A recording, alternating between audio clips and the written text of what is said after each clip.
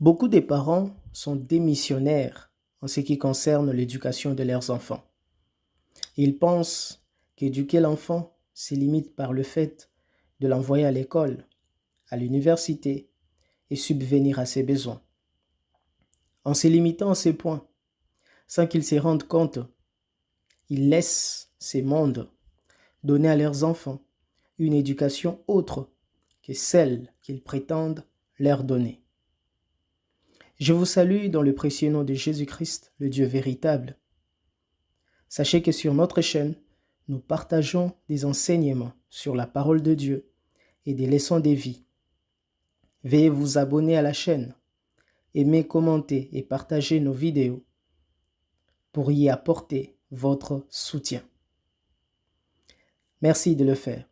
Alors, retenez que ces mondes, au travers des réseaux sociaux, des théâtres, films, séries à caractère amoureux et au travers des musiques mondaines ou profanes, donnent aux enfants une autre éducation et les façonnent en la manière mondaine. Ainsi, vous avez des enfants, fils et filles, pouvant même avoir des diplômes et devenir qui que ce soit dans la vie, mais sont superficiels dans la connaissance de la parole de Dieu. Ils peuvent aller dans des assemblées appelées églises locales, mais n'ont pas une vie de profondeur ou d'intimité avec Dieu.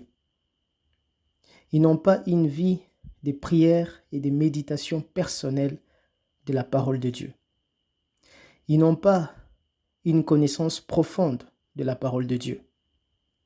Entre-temps, ils ont une connaissance profonde des choses perverses.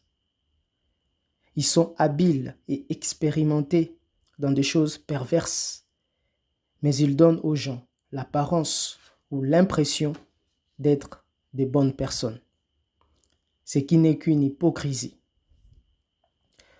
Tout ceci est la conséquence ou la résultante du fait que, dès leur plus jeune âge, les parents laissent les mondes façonner ou éduquer leurs enfants. C'est là au travers des réseaux sociaux, des théâtres, films, séries à caractère amoureux et au travers des musiques mondaines ou profanes, etc., etc. C'est vraiment étonnant de voir les parents qui ignorent encore ces choses. Ils donnent ou subviennent presque à tous les besoins de leurs enfants, mais ne donnent pas à leurs enfants la connaissance de la parole de Dieu. Ils laissent leurs enfants avoir une connaissance superficielle concernant la parole de Dieu, mais les laissent être éduqués par ces mondes qui les amènent à la perversion, à l'immoralité, au travers des réseaux sociaux, des théâtres, films, séries à caractère amoureux et au travers des musiques mondaines ou profanes. Quand nous vous parlons de ces choses, vous n'y prêtez pas attention. Mais après, vous vous étonnez de voir vos fils et vos filles s'habiller de manière impudique. Après, vous vous étonnez de voir vos fils et vos filles dans des pratiques sexuelles ou scandales sexuels. Après, vous vous étonnez car vous pensiez que vos filles étaient encore vierges alors qu'elles ont déjà été déviergées et ont même une expérience sexuelle dépassant celle d'une femme mariée âgée de 50 ans. Après, vous vous étonnez de voir vos fils et vos filles vivre dans la duplicité ou les mélanges, c'est-à-dire un moment, ils sont dans les choses de Dieu, et un autre moment, ils sont dans les choses mondaines ou profanes. Alors que Dieu dit qu'il faut être entièrement à l'Éternel, car il est un Dieu jaloux. Il n'aime pas des mélanges. Dans Deutéronome 18:13, il est écrit « Tu seras entièrement à l'Éternel ton Dieu ». Et dans 2 Corinthiens 6, 14 à 18, il est écrit « Ne vous mettez pas avec les infidèles sous un joug étranger. Car quel rapport y a-t-il entre la justice et l'iniquité? Ou qu'y a-t-il de commun entre la lumière et les ténèbres? Quel accord y a-t-il entre Christ et Bélial? Ou quelle part a les fidèles avec l'infidèle? Quel rapport y a-t-il entre les temples de Dieu et les idoles? Car nous sommes les temples du Dieu vivant. Comme Dieu l'a dit, j'habiterai et je marcherai au milieu d'eux. Je serai leur Dieu et ils seront mon peuple. C'est pourquoi sortez du milieu d'eux et séparez-vous, dit le Seigneur. Ne touchez pas à ce qui est impur et je vous accueillerai. Je serai pour vous un père et vous serez pour moi des fils et des filles, dit le Seigneur Tout-Puissant.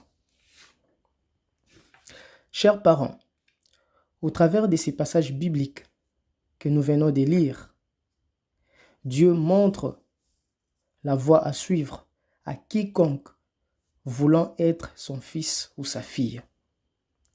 Il dit dans Proverbe 22, 6, « Instruis l'enfant selon la voie qu'il doit suivre, et quand il sera vieux, il ne s'en détournera pas. » Au-delà de ce que vous faites pour vos enfants, conformément à vos devoirs en tant que parents, veillez aussi sur ce que vos enfants regardent et écoutent. Séparez-le de tout ce que ce monde leur offre et pouvant les amener à l'immoralité ou à des choses perverses. Amenez-les à grandir dans la connaissance de la parole de Dieu. C'est là en les faisant habituer à avoir une vie de prière et de méditation de la parole de Dieu. Ainsi, vous verrez vos enfants grandir et demeurer avec des valeurs chrétiennes et ou morales. Jeune homme, jeune femme, veux-tu être fils ou fille de Dieu? Alors, au travers des passages bibliques que nous venons de lire, Dieu t'a montré la voie que tu dois suivre pour que tu deviennes son fils ou sa fille. La décision te revient de te séparer des mélanges, de l'immoralité ou des choses perverses que ce monde t'offre, de revenir pleinement et d'être entièrement à Jésus-Christ. Mais si tu refuses de le faire, Dieu te dit ceci, dans Ecclésiaste 12, 1. Jeune homme, jeune fille, réjouis-toi dans ta jeunesse, livre ton cœur à la joie pendant les jours de ta jeunesse, marche dans le voie de ton cœur et selon le regard de tes yeux. Mais sache que pour tout cela, Dieu t'appellera en jugement. Et dans Apocalypse 3, 15 à 16, Dieu te dit encore ceci. Je connais tes œuvres. Je sais que tu n'es ni froid ni bouillant. Puisses-tu être froid ou bouillant? Ainsi, parce que tu es tiède et que tu n'es ni froid ni bouillant, je te vomirai de ma bouche. Jeune homme, jeune fille, tu as écouté ces paroles et tu veux prendre l'engagement de revenir pleinement et d'être entièrement à Jésus-Christ. Tu peux faire cette prière. Répète après moi. Seigneur Jésus-Christ, j'ai écouté ta parole. Je reconnais que je me suis conduit en suivant le voie de mon cœur, les regards de mes yeux et tout ce que ce monde offre et qui éloigne de toi. Je reconnais que j'ai péché contre toi. Et je te demande pardon pour tous mes péchés. Pardonne-moi, Seigneur, pour tous mes péchés. Aujourd'hui, je te reçois, Seigneur Jésus-Christ, dans ma vie, en tant que mon Seigneur et mon Sauveur personnelle. Cher Saint-Esprit de Dieu, viens m'aider